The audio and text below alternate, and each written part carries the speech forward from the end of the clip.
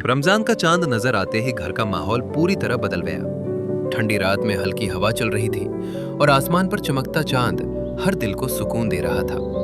आयशा ने बालकनी से चांद देखकर जोर से आवाज लगाई, अम्मी, चांद नजर आ गया। अम्मी मुस्कुराते हुए बाहर आई और बोली, अल्हम्दुलिल्लाह, कल रमजान का पहला रोजा होगा। अब्बू ने भी दुआ के लिए हाथ उठा लिए। घर में एक रूहानी सी खुशी फैल गई। रात को सभी ने जल्दी सोना था क्योंकि सहरी के लिए उठना था, लेकिन आयशा को नींद कम ही आ रही थी। उसका पहला रोजा था इस साल का और वो बहुत उत्साहित थी। अलार्म बजते ही अम्मी उठ गईं और रसोई का रुख किया। गैस जलने की हल्की आवाज और चाय की खुशबू पूरे घर में फैल गई। आयशा भी आंखें मलते हुए रसोई में आई। अम्मी, मैं मदद करूं? अम्मी ने प्यार से कहा, हाँ बेटा, तुम पराठे सेक दो और मैं ऑमलेट बना लेती हूँ। रसोई में गरम तवा, अंडों की खुशबू और चाय की भाप, सब कुछ इतना सुकून भरा लग रहा था। आयशा ने पराठे पलटे, थोड़ी सी शर्माते हुए, क्योंकि कभी कभी वो ज्यादा जल जाते थे।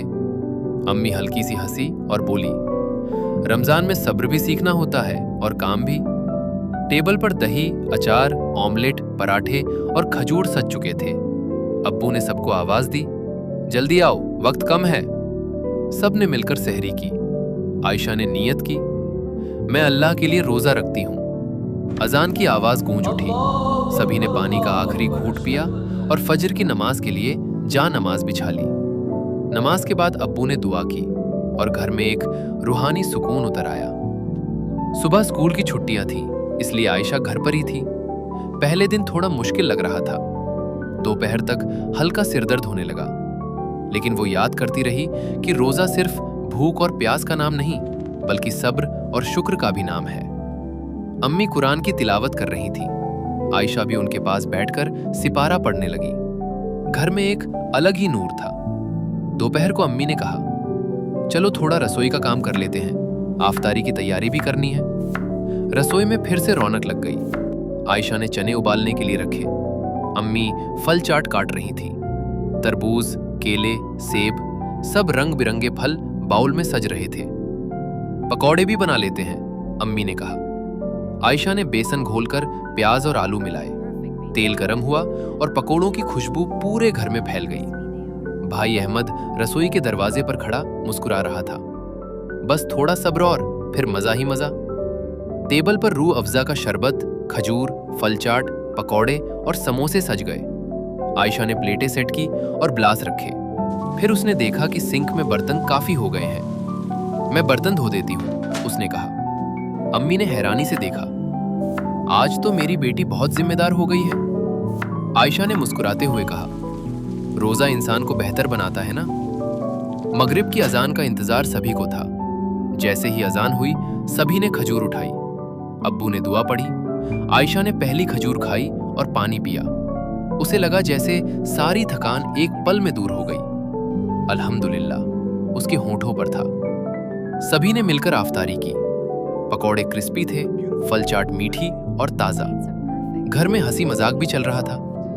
आफ्तारी के बाद आयशा और अम्मी ने मिलकर टेबल साफ की, बर्तन धोए, रसोई साफ की।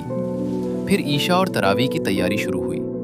घर में सभी ने वुजू किया, जा नमाज बिछाई गई। ईशा की नमाज के बाद तरावी पढ़ी गई। आयशा थोड़ी थक गई थी, लेकिन उसने हिम्मत नहीं हारी।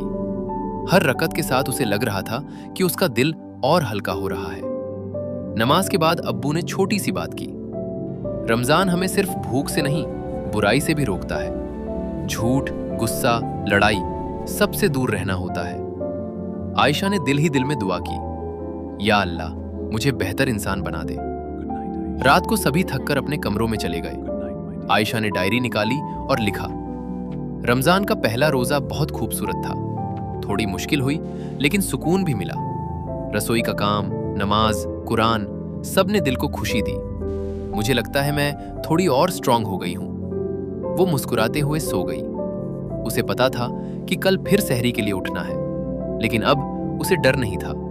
रमजान ने उसे सब्र, शुक्र और मोहब्बत सिखा दी थी। और यूं रमजान का पहला रोजा सिर्फ एक दिन नहीं, बल्कि एक नई शुरुआत बन गया। रूह की सफाई, घर की रौनक और दिल का सुकून।